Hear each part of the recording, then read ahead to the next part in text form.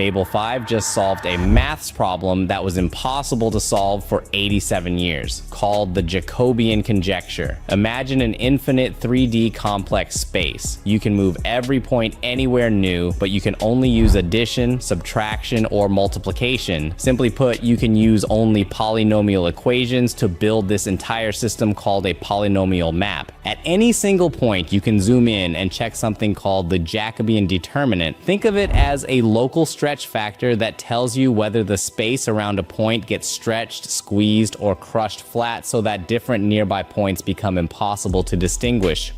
Now, suppose that number comes out to be some constant non-zero value at every single point in the space. No matter where you zoom in, nothing ever gets flattened. Does that guarantee the whole transformation is globally reversible? That every final point came from exactly one starting point? Or could two different starting points still end up in exactly the same place, even though everything looks perfectly fine up close? That's the core of the Jacobian conjecture. For 87 years, mathematicians believed the answer was yes. They tried to prove that no matter what polynomial equations you came up with, if they followed those rules, the entire space would always be reversible, but nobody could prove or disprove it. But then came Fable.